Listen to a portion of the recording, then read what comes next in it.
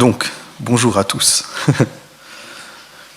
On va continuer dans Ruth chapitre 3. Donc, dans les chapitres d'avant, on avait vu que Naomi et Ruth sont revenues de Moab.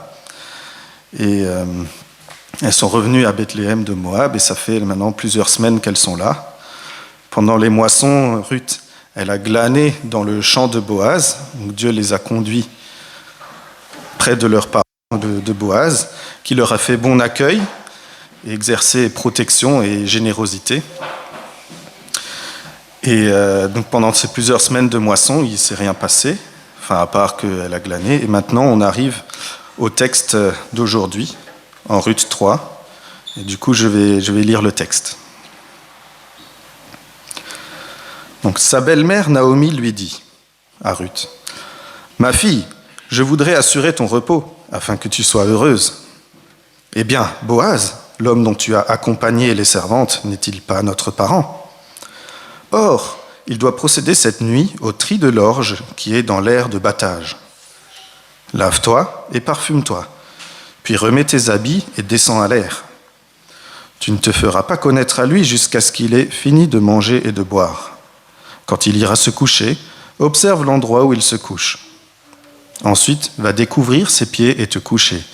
Il te dira lui-même ce que tu as à faire. » Et Ruth lui répondit, « Je ferai tout ce que tu as dit. » Elle descendit à l'aire de battage et fit tout ce qu'avait ordonné sa belle-mère. Boaz mangea et but, et son cœur était joyeux. Il alla se coucher au bout du tas de gerbes. Ruth vint alors, tout doucement, découvrit ses pieds et se coucha. Au milieu de la nuit, Boaz eut un frisson. Il se pencha et vit une femme couchée à ses pieds. Il dit, « Qui es-tu » Elle répondit, « Je suis Ruth, ta servante. Étends le vent de ton manteau sur ta servante, car tu es achat. » Il dit, « Sois bénie de l'Éternel, ma fille. Ce dernier trait témoigne encore plus en ta faveur que le premier, car tu n'as pas recherché des jeunes gens, pauvres ou riches. Maintenant, ma fille, n'aie pas peur. Je ferai pour toi tout ce que tu diras, car tout le monde chez nous sait que tu es une femme de valeur. Il est bien vrai que j'ai droit de rachat, mais il existe un autre parent plus proche que moi qui a ce droit. Passe la nuit ici. Demain, s'il veut exercer envers toi son droit de rachat, c'est bien qu'il le fasse.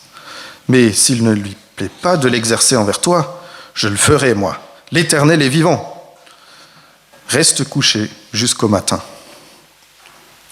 Elle resta couchée à ses pieds jusqu'au matin et se leva avant qu'on puisse se reconnaître l'un l'autre.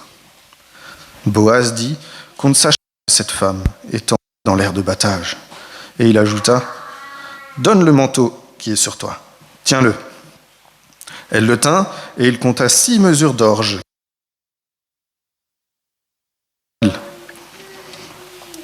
Ruth revint chez sa belle-mère et Naomi dit, « Est-ce toi, ma fille ?»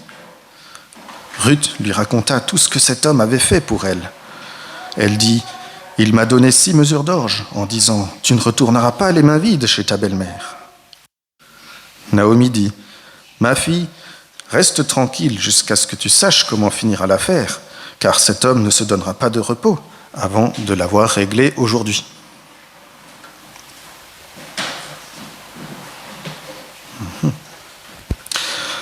Donc, on va voir aujourd'hui 3 points.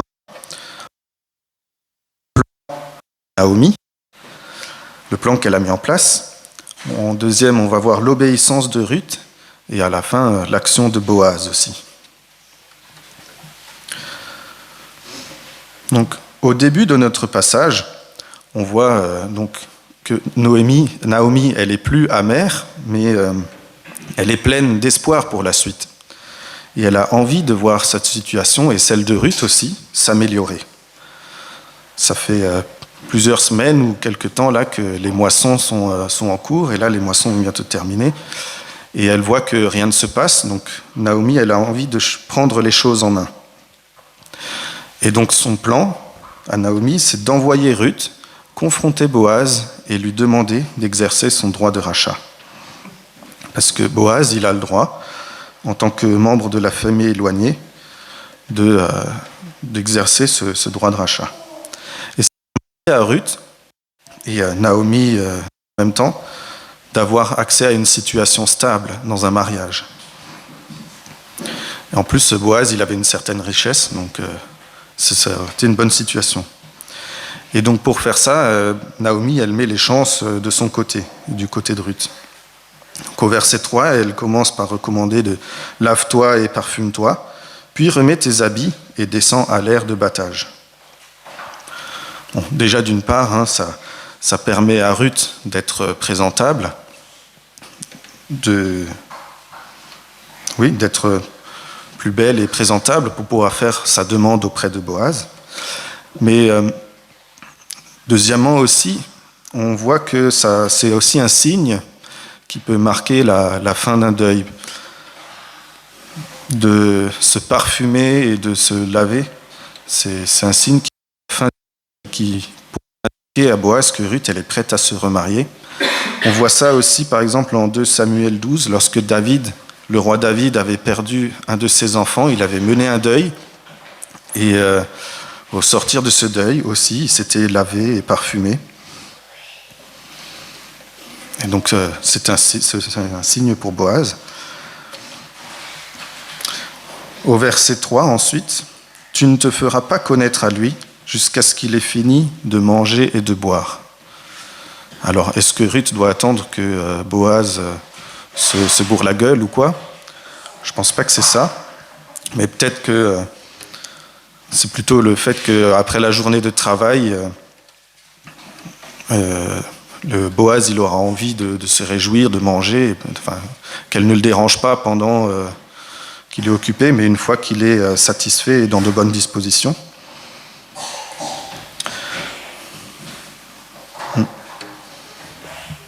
Et dans la suite, au verset 4, le plan de Naomi indique « Quand il ira se coucher, observe l'endroit où il se couche.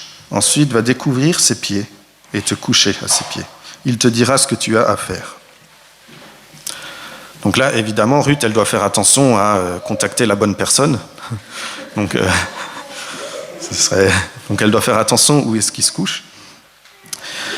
Et ensuite, le fait de découvrir ses pieds et de se coucher à ses pieds, bon, c'est pas trop... Enfin, pour nous, ça semble un peu bizarre quand même, mais apparemment, les commentateurs diraient que c'est un acte symbolique qui indique la soumission à son maître, enfin, en tout cas... c'est la place d'une épouse et son désir aussi de devenir une épouse de Ruth. C'est plus un acte symbolique. Donc ça, c'est le plan de Naomi, de comment Ruth doit contacter Boaz. Alors, est-ce que c'est une bonne stratégie d'inciter une fille à aller voir la nuit en privé un homme ? A priori, c'est quand même pas terrible. Hein. On a pas mal d'exemples dans la Bible aussi où ça s'est mal terminé. Donc, en vérité, les chances de réussite de ce plan, en vrai, c'est quand même, les chances que ça se termine bien, elles sont pas très grandes. Et pour qu'un plan comme ça se termine bien, ça dépend beaucoup et entièrement presque du caractère et de la bonté de Boaz. Et Naomi, elle compte beaucoup dessus. En vrai, ça dépend aussi de l'attitude de Ruth, parce que si Ruth décide aussi d'avoir de mauvaises intentions et de profiter, ça ne se passerait pas bien non plus. Donc la situation, elle nous paraît quand même un peu ambiguë, et certains pourraient y voir le pire, que les choses soient mal interprétées. Mais on a quand même des indices qui montrent que ça ne s'est pas mal passé, que les gens ont agi de manière pure. Par exemple, au verset 9, un peu plus tard, quand Boaz se réveille et voit une femme à ses pieds, il dit « Qui es-tu »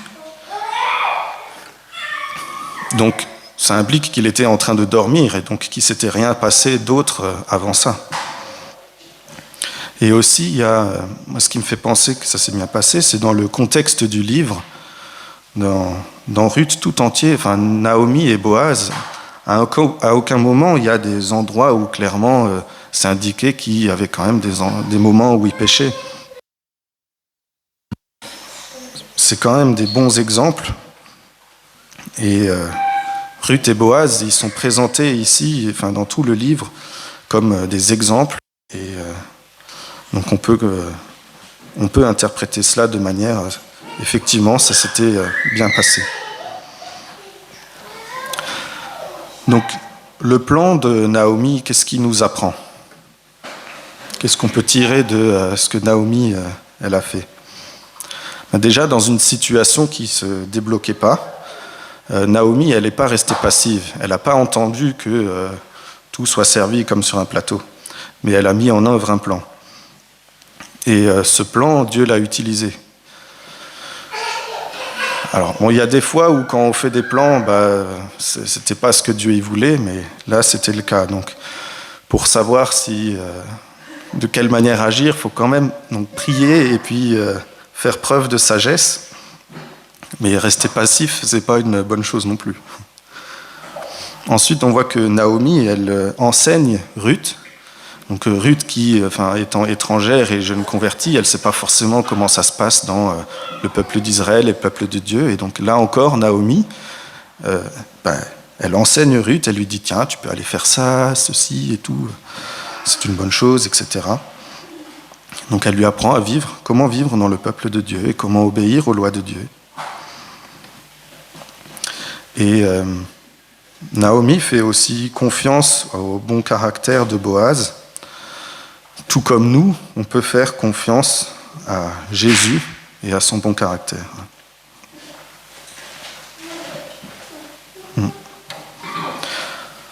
Dans la suite, ensuite, on va continuer avec l'obéissance de Ruth dans les versets qui suivent.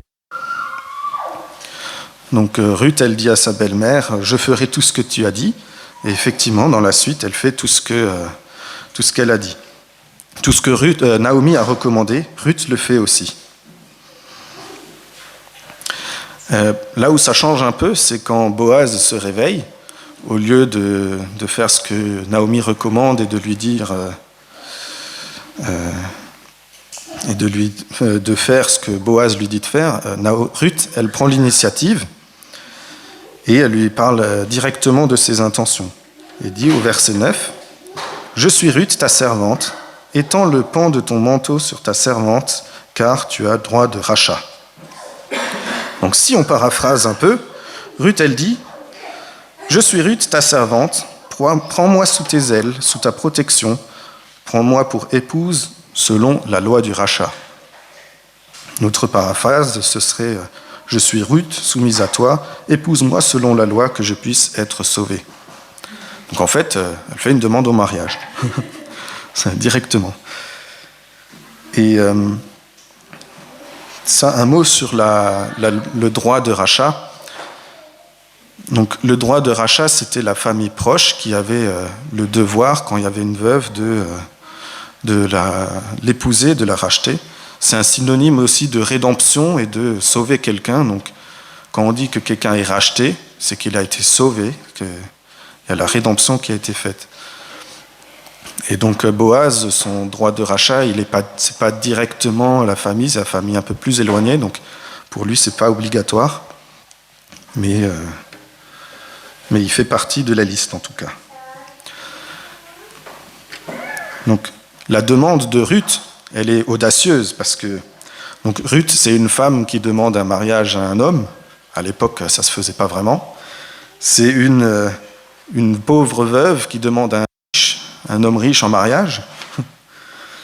Et c'est une Moabite étrangère, ennemie du peuple d'Israël, qui demande un Israélite en mariage. Alors, quelles sont les chances de réussite de ce plan? A priori, elles sont impossibles aussi. Mais c'est sans compter sur la bonté de Boaz et son caractère droit. Et effectivement, face à cette demande qui a vraiment peu de chances d'aboutir, Boaz, qu'est-ce qu'il fait? Il s'enfuit en courant. Non. Est-ce qu'il profite d'elle? Non plus. Boaz, sa réaction, c'est qu'il loue l'Éternel et il dit « Sois bénie de l'Éternel, ma fille ». Puis il continue au verset 10, il dit « Ce dernier trait témoigne encore plus en ta faveur que le premier, car tu n'as pas recherché des jeunes gens pauvres ou riches. » En fait, au travers de sa demande, là, Boaz, il voit le caractère de Ruth. Il voit son caractère qui est révélé par ses actions. Le premier trait de caractère que Boaz fait mention, c'est dans le chapitre précédent, quand Ruth, elle montre sa loyauté à Naomi et qu'elle a son esprit travailleur. Et le second trait qui est mentionné, du coup, c'est comme Boaz l'explique, c'est qu'elle n'a pas recherché des jeunes gens, pauvres ou riches. Donc, c'est que Ruth, au lieu d'aller partir voir autre part, elle a demandé le droit de rachat. Et ça, Boaz, il voit ça d'un bon œil. Parce qu'effectivement, Ruth, dans sa situation, elle avait plusieurs choix. Elle aurait pu choisir de rester veuve et célibataire. Bon, c'est un choix nul, mais elle aurait pu. Elle pourrait choisir de se remarier à quelqu'un d'autre, plus jeune, ou plus riche, ou plus beau, ou peu importe. Mais elle a fait le choix d'être rachetée par un membre de la famille. Donc c'est un choix qui honore son mari défunt. C'est un choix qui honore aussi sa famille, sa belle-mère, et qui honore la loi de Dieu. Et ça, Boaz, il le reconnaît et puis il la complimente pour cela. Donc, au verset 11, Boaz, il ajoute « Maintenant, ma fille, n'aie pas peur. Je ferai pour toi tout ce que tu diras, car tout le monde sait chez nous que tu es une femme de valeur. » Donc, il voit que Ruth est une femme de valeur, et toute la ville voit que Ruth est une femme de valeur. Comme on l'a lu avant dans le Proverbe 31, ça, la réputation de Ruth, elle a vraiment gagné toute la ville, et il voit ça d'un bon œil. Donc Boaz, il répond de manière positive à la demande de mariage de Ruth, et il promet de l'épouser en mettant en avant le fait que Ruth est une femme de valeur. Alors on peut se demander, qu'est-ce qu'il aurait dit si Ruth, elle était râleuse, paresseuse et hautaine, et puis, etc. Bon, on ne sait pas trop, mais en tout cas, je pense que le bon caractère de Ruth, il était quand même pour quelque chose là-dedans. Donc c'est aussi un exemple pour nous. Donc qu'est-ce qu'on peut retenir des actions de Ruth, de comment elle a vécu les choses? On peut voir qu'elle a fait le choix d'obéir à la loi de Dieu, d'obéir à Dieu plutôt que d'en faire qu'à sa tête. Et ça, c'est vrai pour nous aujourd'hui. On peut voir que son caractère obéissant et son bon caractère, plutôt que d'être, qui était le contraire de râleuse et pénible, ça a probablement aidé à ouvrir les portes à son mariage et puis à ses relations avec les autres gens autour d'elle. Et son humilité et sa loyauté aussi à appliquer les conseils de Naomi.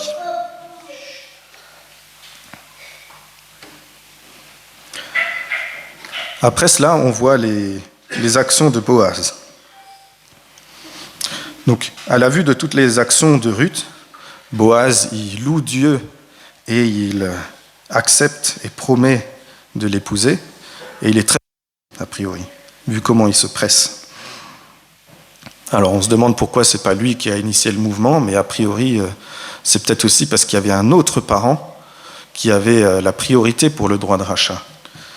Et c'est ce qui fait qu'il ne pouvait pas forcément tout de suite contacter Ruth. Mais ça va être l'objet du prochain chapitre, de comment faire la chose. En tout cas, au verset 13, il promet au nom de l'Éternel de l'épouser si jamais l'autre parent ne le fait pas.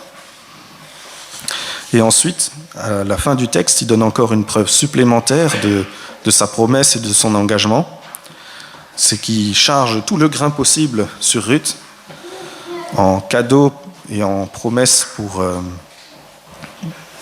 montrer sa promesse, et aussi c'est pour que Naomi soit aussi au courant de la promesse et voit que Boaz est sérieux.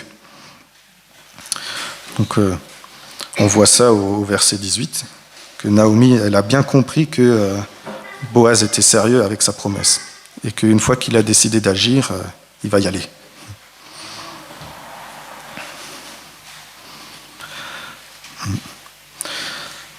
Au verset 14, on voit que Boaz il souhaite que Ruth, qu'on ne sache pas que Ruth ait été présente à l'ère de battage. Et ça, c'est dû au fait que la situation, elle est ambiguë. Et si les gens apprenaient que Ruth était allée voir Boaz au milieu de la nuit, les gens, ils auraient, même s'il ne s'est rien passé de mal, les gens, ils s'imagineraient des choses et lanceraient des rumeurs. Donc, il veut préserver la réputation de Ruth, et c'est pour ça qu'il dit ça. Au chapitre précédent, on voit Boaz qui prie que l'Éternel te rende ce que tu as fait, que ta récompense soit entière de la part de l'Éternel, le Dieu d'Israël, sous les ailes duquel tu es venu te réfugier. Donc, Boaz avait prié pour que Ruth trouve un refuge et que l'Éternel la bénisse. Et au final, c'est lui-même qui se trouve à répondre à sa propre prière et à agir. Et donc c'est marrant parce que nous aussi, quand on prie les uns pour les autres, des fois c'est nous qui devenons la réponse à la prière. Donc moi, ce qui m'a beaucoup marqué aussi dans ce passage, c'est à quel point Ruth et Boaz, les personnages qu'on voit, c'est des exemples. Et même dans le livre, de manière générale, les choses se passent quand même bien. Et c'est beau, c'est inspirant. On voit Ruth qui a une foi qui compte sur Dieu, qui reste fidèle malgré les difficultés. Elle reste loyale et obéissante. Et c'est un caractère qui glorifie Dieu. On voit la gentillesse et puis l'amour fidèle qu'elle a envers Naomi. Dans Boaz aussi, on voit qu'il a une foi qui se démontre par ses actes chaque matin quand il va bénir ses travailleurs. On voit Boaz qui prie pour la bénédiction de Ruth, et donc il a à cœur le bien des autres. On voit comment il agissait avec générosité, comment sa foi se mettait en pratique, qu'il n'abandonne pas la famille, il n'abandonne pas Ruth et Naomi malgré qu'il ne soit pas un sauveur direct. Et toutes ces actions, ça met en valeur les lois de Dieu. Ils les mettent en valeur en respectant la loi de Dieu. Ils honorent Dieu, ils honorent ses lois. Et cette foi vécue au quotidien, c'est des traits de caractère honorables qui reflètent aussi le caractère de Dieu. Et moi, je trouve que c'est beau. Ça vaut le coup de méditer là-dessus. C'est harmonieux et puis c'est beau, quoi. C'est des exemples qu'on peut suivre et puis on peut se nourrir d'eux. Et donc Boaz, lui, il est aussi un exemple de certaines manières. Et par rapport à Boaz, je dirais, donc Boaz, il est bon et Jésus, il est meilleur. Donc le parallèle entre Boaz et Jésus, comment Dieu utilise le rachat et la rédemption, il y en a plusieurs. Déjà, Boaz, il est prêt à sauver Naomi et Ruth, en partie aussi, j'imagine, à cause du bon caractère de Ruth. Mais Dieu, lui, il a décidé de racheter ses enfants alors qu'on était encore pécheurs. En Romains 5, verset 8, il nous est dit « Mais voici comment Dieu prouve son amour envers nous. Alors que nous étions encore des pécheurs, Christ est mort pour nous. alors même qu'on était encore des pécheurs. Et rappelez-vous aussi le plan de Naomi qui avait peu de chances de réussir et la demande en mariage de Ruth qui avait peu de chances de réussir. Et ça dépendait en grande partie sur la bonté et le bon caractère de Boaz. Et dans un sens, Ruth et Naomi avaient confiance en Boaz et ça a été récompensé. Et nous de même, on dépend entièrement du bon caractère et des qualités de Dieu, autant pour notre salut que pour notre vie de tous les jours. En Éphésiens 2, verset 8, on lit « En effet, c'est par la grâce que vous êtes sauvés, par le moyen de la foi. Et cela ne vient pas de vous, c'est le don de Dieu.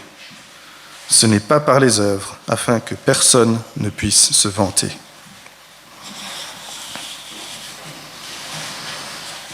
Et tout comme Boaz a tout mis en œuvre dans le chapitre d'après, pour accomplir la promesse de rédemption, la promesse de sauver Ruth et Naomi, Dieu il a aussi mis en place un plan pour la rédemption de ses enfants, pour le rachat de son peuple. Et Dieu l'a accompli jusqu'au bout aussi, par l'incarnation de Jésus, la vie, la mort et la résurrection de Jésus. Et donc Boaz y pointe vers Jésus qui a un amour encore plus grand, une bonté encore plus grande, une assurance pour les enfants de Dieu encore plus grande et une gloire que Dieu en retire encore plus grande.